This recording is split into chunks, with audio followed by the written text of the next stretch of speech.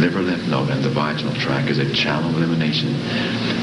But we're occupied with cutting out one of the most important channels in the body, the uterus, with hysterectomies.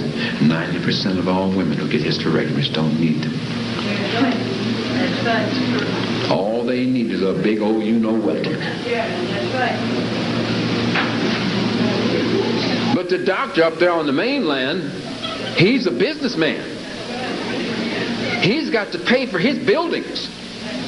And he's got to make a quota of operations each and every month. Like the cop has to make an allegation for tickets.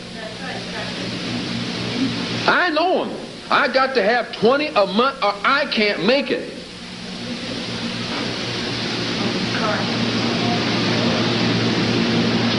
I got to pay for that new boat I got.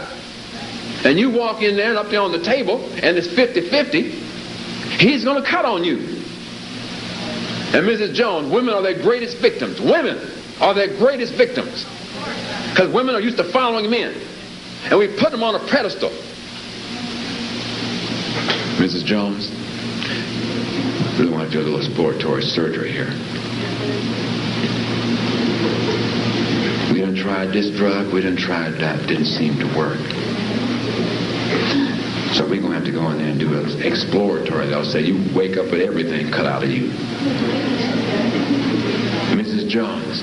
Well, you're the doctor. You better learn how to take care of yourself. You better start traveling down the road of prevention. You don't wait till your car runs out of gas till you put gas in it, do you? Or maybe you do. Or most of you running on fumes.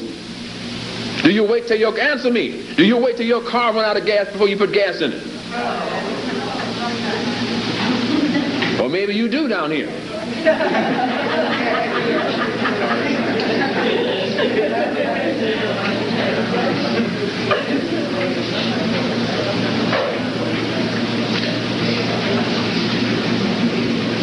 Don't wait till the body runs out of gas before you put life in it. Doctors treat you after you get sick. Travel down the road of prevention and stop traveling down the road of the taste buds. Start giving the body something that you can do something with now. Please listen to me. The organs are desperately trying to help you, and they're crying for help. You've had your fun, 30, 40, 20 years of fun, eating all that crap. It's time to give the body some help. It's time to look inward. You as Christians have great faith in God. You can't see God. You can't see His Son, Jesus Christ. But you got the faith. Why don't you give that faith to some of your organs you can't see? The spleen, that marvelous instrument. Listen to your heart sometimes. Just listen to that heart. Oh my God, that heart. Beating tirelessly in, day out. Day in, day out. Day in, day out. Listen to it when you drink coffee. How it flutters and misses and beats. Listen to it when you drink the alcohol. How it's crying for help.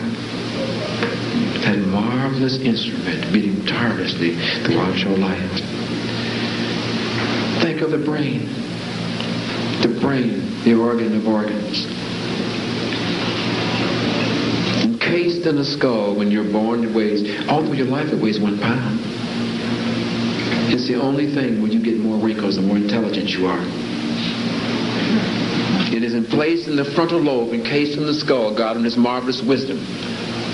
The brain is not getting any help because it is an extremity. Give the brain some help. It's getting the least attention because you're not eating foods that give the brain no help, that push the bloodstream full circle. The brain is an extremity, like the hands and the feet. You know how it's difficult when you cut your feet for the feet to heal? It's an extremity of the body. And the bloodstream is stopping short of the extremities because you're not eating foods that have oxygen in them to push the bloodstream full circle. So the brain is suffering. Go to the beach in the summertime, the hairy chest man. Below the heart, the hair is black. Above the heart, the hair is gray because the bloodstream is not going full circle. The head, the busiest part of the body. If you're not talking, you're eating. If you're not eating, you're eating, you're talking. Because the bloodstream is not going full circle, and the head is getting the least attention. And that's where the brain is that controls everything. On the beach, white above the heart. That marvelous instrument, getting no attention whatsoever, getting nothing it can do anything with. There is nothing in the rump of a cow that the brain can do anything with. If you're going to eat the rump of a cow, make 70% of your diet raw and get on my nature's cleanser back there and give the body something it can do something with. That poor brain. Surgeons have to chisel through an 1/8 inch of plaque to get to the brain to do an operation. Mucus. The fine film that the processed food leaves on your teeth 3 times a day, eating 3 meals a day of processed foods, makes the plaque build up. The dentist has to scrape off your teeth, got to scrape that stuff off. Mucus. The same stuff that encases the brain. That marvelous instrument. And the heart has to pump the blood upwards against gravity to get to the brain. But you don't think about that. You're yawning in the middle of the day. The body's effort to cast oxygen to the brain. You ain't eating no foods that have oxygen in them. If you did, your waste would float. That's how you tell when you're eating the right foods. And when your body is getting something it can do something with. Your waste should float. I told you, an elephant's waste floats. A rhinoceros' waste floats. The animals as close as you, the gorilla. I don't mean to say that. Whatever. Their waste floats. Why? Because they're eating oxygen, pushing the bloodstream full circle. You ain't eating nothing but death. Out of cans, TV dinners. Loaded with chemicals. And you're going to pay the price. The price is anemic because the bloodstream cannot take chemicals. When you put chemicals in the bloodstream, it makes you anemic. That's what makes you anemic. And also the chemicals kill the bloodstream. As the upstream, they put chemicals in the factories into the bloodstream and into the rivers in America. The fish can't even spawn. The rivers are dead. Leukemia. Leukemia is nothing more than dead blood.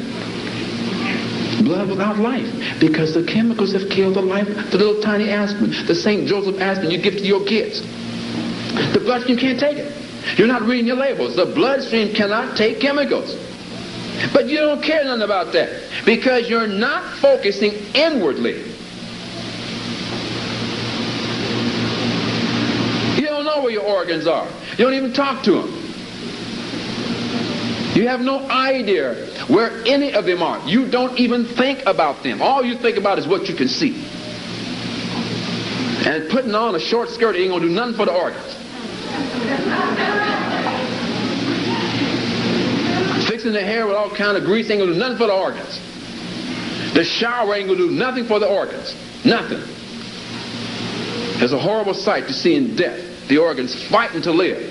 I'm an iridologist. I can see when the organs are fighting. I can look at your eyes. Sometimes I can even tell you what I see in your eyes. First of all, you wouldn't even believe me. I don't want to scare people. But the organs in the hospital, people dying. Scrambling, all types of things going on that the doctor don't know nothing about because the doctor ain't thinking about looking in the eyes. He don't know about no iridology.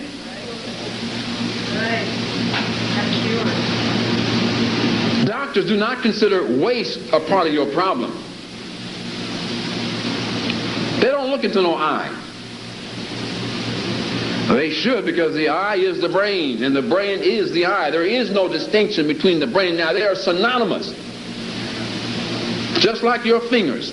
The eye is the brain and the brain is the eye. They're the same thing. Also, while I'm on the subject, you want to tell what type of heart you got? Check your legs out. The legs and the heart are synonymous. Your heart is as good as your legs. And your legs is as good as your heart. You can't even walk 1 block before you huffing and puffing. That's the condition your heart is in. And how can you walk 1 block when you're full of 70 pounds of garbage with the worms eating it? In the nighttime, that's when the worms come out, because the bloodstream slows down to 4 to 5 times a minute around. In the daytime, the worms can't. It's a rapid in that end. It's a rapid. The bloodstream's going 9 to 10 times a minute, around and round and round. The worms can't catch them and eat. They go to sleep. And that's why you sleep in the middle of the day, because the worms are gone to sleep. They affect every facet of your whole existence. The worms. They are a part of you. Some of them, you can't even see them. They're from microscopic to the naked eye. Every consistency of them. Eating away at the organs, and the mucus is the problem also, and they're living in the mucus. If the mucus would stay like it was on a cow's nose, clear, it can work its way out of the body. But the mucus turns white, 5 years more, turns yellow, thicker, then it turns green, and then it turns black. When it turns black, it's cancer. And the problem is the waste of the body cannot breathe. That's the problem. That's the most important thing of the body, oxygen. And the waste of the body cannot breathe. It suffocates an organ. It suffocates the vocal cords. Here you are walking around gargling all day. You don't even know what you sound like no more. That mucus is something. Lay you up in a hospital, on your back in the hospital, laying you down. The mucus might take 2 or 3 days of this thick like crazy glue, and it runs right up into the lungs. And what do they call it? The hospital disease. What do they